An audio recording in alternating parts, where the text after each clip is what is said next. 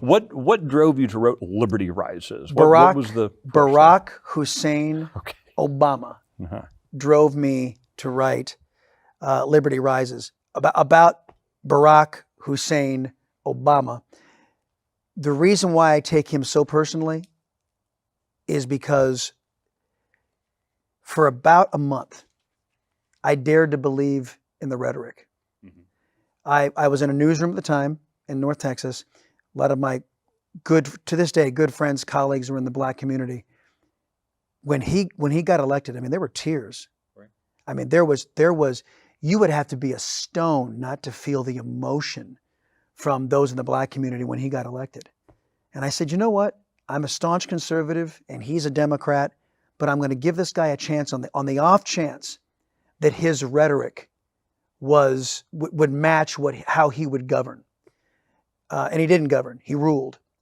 And he was, as you know, a colossal disappointment and an enemy of this country. And I believe that, and I'll have words with anybody who takes issue with it. Barack Hussein Obama is an enemy of this country. And it was because I dared to believe him for about a month is why I take him so personally. For me, the minute you betray a confidence, the minute you betray, when I believe in someone and they betray, that it's over for me. You get one shot, especially when it's somebody as consequential as an occupier of the Oval Office. He was no president. He was an occupier of the Oval Office.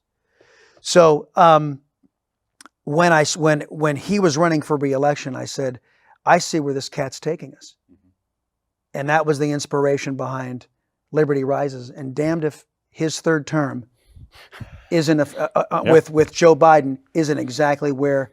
And again, I'm a little surprised myself of how accurate I was. I was like, because I was trying to be as outlandish and scare the living daylights out of people. I wanted, even though Mitt Romney was our choice, God help us, it would have been better than another 4 years of Barack Hussein Obama.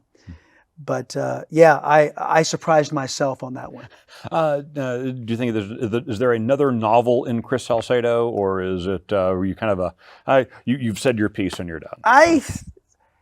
I do have a book. Or like all good journalists, are you kind of the frustrated novelist who has 27 unfinished manuscripts that your daughters will someday? Nothing like that. Okay. No, I barely have time to do much of anything with the TV and the radio mm-hmm. and now the podcast. But I did leave a cliffhanger at the end of Liberty Rises, so I'd like to finish that up one day. And then I have another pitch out for utilizing the moniker that I came up with when I first got a job at The Blaze, which was the first time I got into opinion, which was the Chris Salcedo show, the liberty-loving Latino. That's when that phrase was born. Right.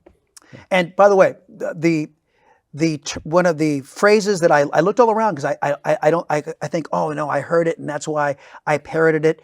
It's how I end my podcast, how I end my shows. Mm-hmm. A society's worth is not measured by how much power is stolen by an out-of-control government, but rather how much power is reserved for we the people. The main character in Liberty Rises uses that as he founds a new country, because the United States had fallen in this novel. Mm-hmm.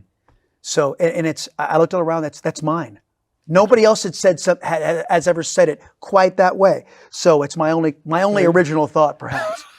Well, and it's a good one. That's good. Thanks for visiting the 1836 Studios and the Conversation series. Make sure you click like on the video, share it with your friends, and click that little bell so you can be notified with our next conversation.